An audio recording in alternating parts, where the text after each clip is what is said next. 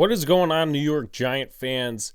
Welcome back to another Big Blue in the Bronx YouTube video.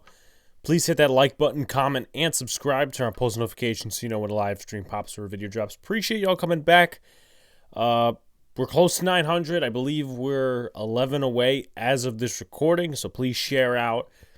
5 stars on Apple Podcasts would do some good as well, so we appreciate you guys. Hope to get to 900 soon. And eventually 1,000 as well. So, in this video, kind of like the Saquon video, I didn't want to make it too, I would say, clickbaity and basic, right? You have a lot of people said, oh, you know, should the Giants re-sign Saquon Barkley? Should the Giants re-sign Daniel Jones? This, that, and the other thing. I break it down a little bit more than people do, which is a reason you should subscribe and keep watching content on this channel. And today we're going to go into why the New York Giants' decision on Daniel Jones is so important for this franchise. And it's also important for Joe Schoen and Brian Daboll, two guys who really just got hired, and how their job could really depend on it. So let's just give a backstory, right? Let's start it out with a backstory. Daniel Jones, drafted by the Giants, Dave Gettleman and Pat Shurmur in 2019, has a solid rookie season, a lot of turnovers. That's the narrative. It has been the narrative for the past few years surrounding Daniel Jones in the NFL. So they fire the coach, they fire the staff, they bring in Jason Garrett, Joe Judge, all these different guys. And in 2 years, it does not work out. And Daniel Jones, I think over that time, over 2 years, threw for a total of 21 touchdowns and 17 interceptions, which is not a good touchdown, interception ratio. It's not. But in those combined 2 years, he also missed time. He also missed some games, which, once again, isn't great. It's not great because, you know, obviously early in his career, except for 2022, was really speaking towards he's an injury-prone quarterback. He really can't hold on and play 16, 17 games like Eli used to. So, you know, there's just obviously a fine line between Eli Manning and Daniel Jones. So then he comes in this year, and for me at least, I had no expectations for Daniel Jones because I'm thinking, you know, 2023, we're probably drafting a quarterback.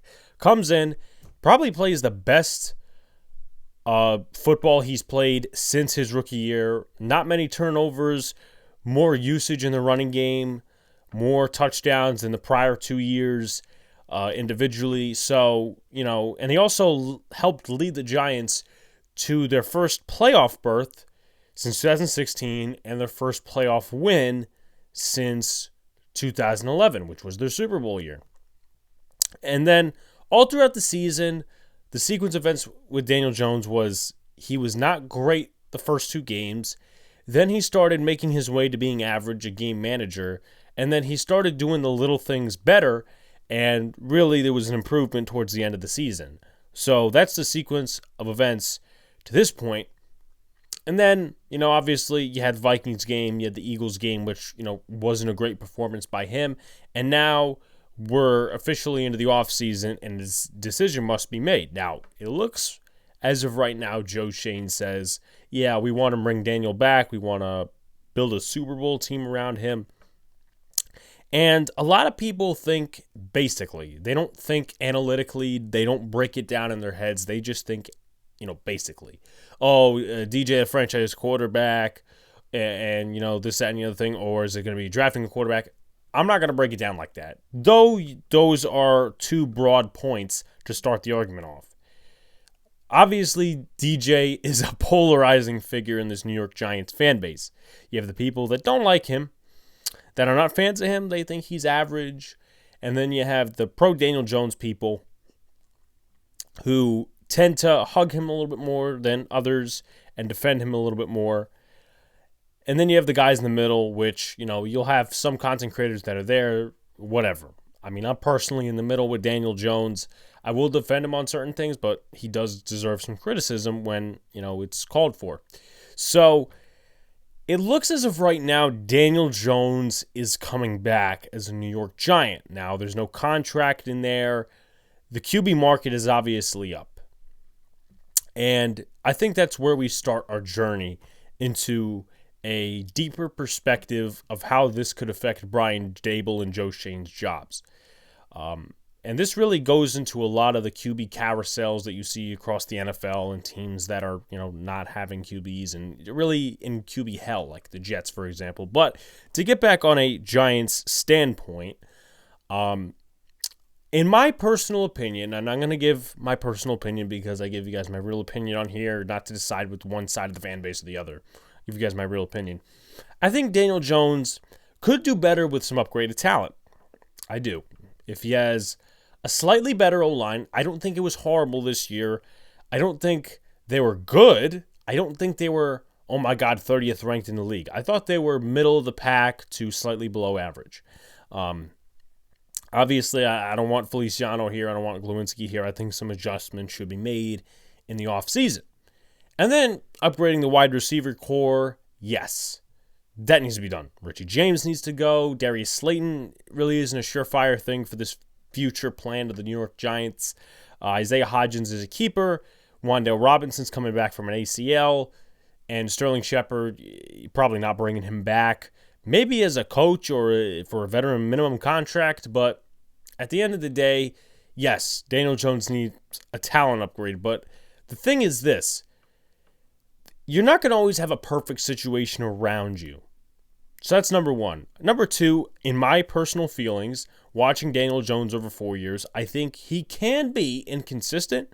And I also think that he has a ceiling to his talent level. And I think he has a ceiling to his skill sets. Now, I'm not talking as a running quarterback. Running quarterback, obviously he was up there with Jalen Hurts and Lamar Jackson. Both guys, besides Daniel Jones, made it into the playoffs, even though Jackson didn't play. His team made it in the playoffs. And Jones did break a record in the first game against the Vikings with rushing, with passing, all these different things. And I think he's the New York Giants' all-time leading rusher as well, in terms of a quarterback, not a running back. So there's that. I'm not really talking about running back, or I should say running quarterback, right now. That's not what I'm talking about, the limited. Though he is a guy that's not going to make you miss. He's just a guy who fights for the first down when he scrambles. And obviously some design runs and all that sort of stuff. As a quarterback, I don't think there is oh my God, if he, let's just say, gets the weapons he needs, if he gets Devontae Adams or if he gets DeAndre Hopkins or whatever, I don't think he's going to sit there and throw 30 touchdowns. I don't think he's going to throw 35 touchdowns. Now, I could be wrong. But I just think that there's a ceiling with his skill set. I think there's a ceiling with his talent level. And obviously, yeah, we thought that a lot more could be had in 2019, 2020, 2021. Okay, what if he gets the receivers and everything else? It's not a perfect situation. If he wants a perfect situation, he could go to San Francisco, but Brock Purdy's already there.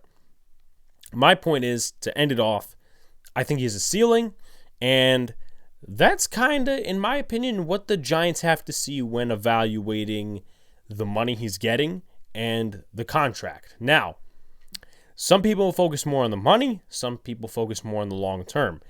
I do focus on the money a little bit, not too much. I think the quarterback market is absolutely disgraceful. That Matt Stafford, obviously, he's getting $40 million, but he's more deserving of it than some other guys. Dak Prescott getting $40 million, that's disgraceful. Kyler Murray getting $50 million, that's disgraceful. It's an overpay. Most of these quarterbacks on the market, they're overpaid, and obviously that's free agency. That's kind of getting your guy. But I'll give you guys a list of quarterbacks, their salaries currently on the annual basis. This is from JWP Sports. Aaron Rodgers, 50. Russell Wilson, 48. Kyler Murray, 46. Deshaun Watson, 46. Patrick Mahomes, 45. Josh Allen, 43. $40 million for Derek Carr, Dak Prescott, and Matt Stafford. Kirk Cousins, 35.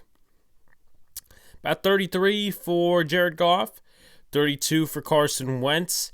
30 for Matt Ryan. Ryan Tannehill, 29. And then it jumps down to 15 with Tom Brady, obviously taking that discount in Tampa Bay for building that Super Bowl team for that 1 year. And then obviously, adding on the other years that he played for Tampa Bay. Obviously, he's not expected to resign, but this is a Daniel Jones video. So you factor in the quarterback market. Now, I've talked about this on the Boys in the Big Apple podcast. I really haven't talked about it on my podcast, as in Big Blue in the Bronx podcast alone. I haven't really talked about it with other content creators on their stream, so I might as well just give the piece here. It's not just the quarterback market, it's how long you're planning to go with Daniel Jones. I don't see as to why Daniel Jones should be getting a 2-year contract. I don't. If you're good, you have to not be half pregnant, as our buddy Donald likes to say. We can't take half measures. And I think if the Giants do that, Joe Schoen, Brian Daboll, whoever's in the front office, whoever orchestrates that contract, I think they're putting their job at risk. I really do. Because let's say Daniel Jones, right? 2 years into the contract, he's not good. He regresses. He's not putting up many numbers. And the Giants say, you know what? We're going to cut you, trade you. There's going to be a lot of money eaten because we paid you so much. Goodbye. And then they draft a quarterback. Well, you're only furthering down the line what could be a championship-looking squad. Now, I understand, obviously, there's a couple of quarterback changes and teams are still winning elsewhere. Like, they had that thing in Kansas City with Smith to Mahomes and then Garoppolo to Purdy. Those are different situations. Giants aren't necessarily known to be, oh my God, this is a quarterback-friendly situation. Obviously, yes, this year, but it's not the renowned names of Shanahan, the system they built there, Reed, the system they built in Kansas City. It's not like that. So they kind of have to go all in, and they have to stick to their guns. So signing Jones is risky. Let's just put it like that. Signing Jones is risky. I think they should bring him back, but the Giants front office has to realize the implications. 2 years, you're not really fully sold into your quarterback if you're only signing him for a 2-year contract. If you sign him for a 4-year contract and maybe ignore the fact that he could have a ceiling in terms of skill sets and talent, then he's, just dribbles. He's not very good in 2 years. And then you have to trade him. And then basically that's putting your ass right by the fire. And the Giants fans will get pissed because this is a New York fan base. This ain't some Kansas City bumtown, Kansas City Royals. This ain't some bumtown St. Louis Rams. Sorry, Jeff Nelson, who's a loyal supporter in the chat. This ain't some small town market that they accept losing. This ain't the fucking Chicago Cubs. This is the New York Football Giants, okay? We have standards. The Giants cannot be half pregnant with this decision is basically what I'm saying. And, at the end of the day, if you flip the argument and say, okay, what happens if they draft a quarterback? What happens if they don't take Jones? Whatever they do is going to be, okay, you're on the clock because of the expectations. I don't know whether the Giants are going to make the playoffs next year. I'm kind of numb to some of the things we've experienced the last few years. I know Joe Schoen said in his opening presser, hey, listen, we went 9-7 and then we went 6-10, but then we went, 11 wins and 13 wins and whatever. So he used that. But it's a complicated but interesting situation. So let me line up all avenues real quickly. You draft a quarterback, you get your own guy, but you have to make sure he is the guy 3 years down the line.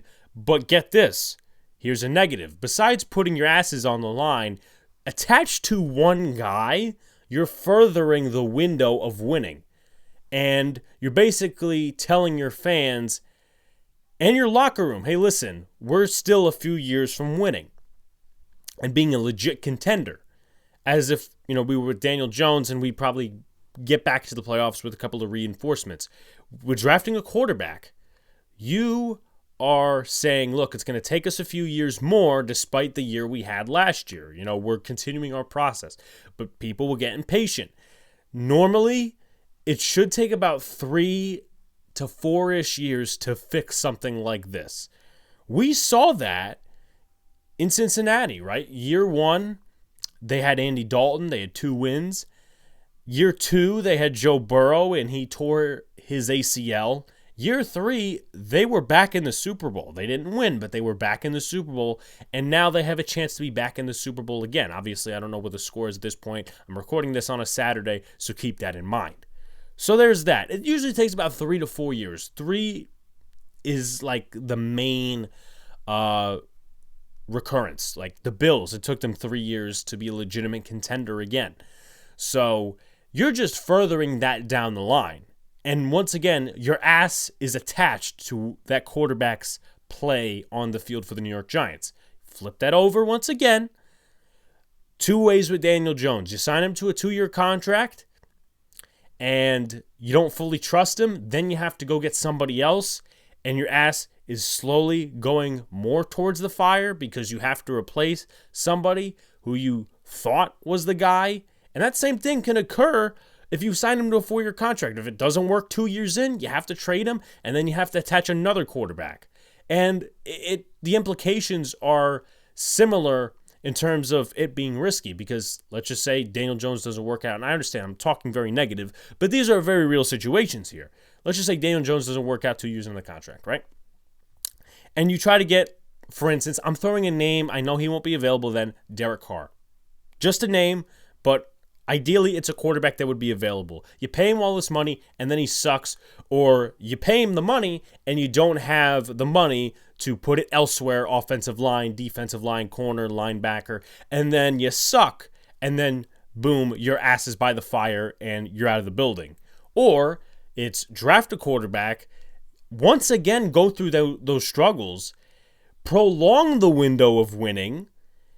Let's just say, as I said, 2 years in the contract, so that'd be 3 years with Dable and Shane, or maybe even 2.5. Let's just say this is halfway into 2023 or full way into 2024. So then you're fucked. And then you go out and draft a quarterback that takes another 3 years. It's a messy situation. I'm going to close it out like that. It is a messy situation for the New York Giants. With that being said, I wish them the best in this decision making. I will understand to some extent what they do. Maybe I'll disagree with something they do, whether it's, drafting a certain type of guy or Daniel Jones or getting a different quarterback, whatever. It is going to be a messy situation, and I think this is one of the more important decisions this New York Giants franchise has to make within these next few weeks in terms of re-signing their own. And also what if Daniel Jones signs elsewhere? That's a whole nother conversation. If the Giants give him what he thinks is a low ball, he could go to Indianapolis or some of these other teams looking for a quarterback, the Jets maybe, and then boom, you're kind of fucked all over again, unless you have $40 million to sign Derek Carr, Lamar Jackson, or whoever. So it's an interesting situation. My thoughts on the situation is very risky. I'd sign Daniel Jones, but once again, they may have some process we don't know about. They may be smoke screening us. Who knows? But it's an important decision for this franchise, and it's going to be a very interesting offseason with multiple free agents. Like, comment, and subscribe. Turn on post notifications so you know when a live stream pops to your drops. Appreciate y'all coming back. Let's try to get to 900 before Wednesday, really as fast as possible so we could start working on the countdown of 1K. Peace out, guys. See you later. And stay cool.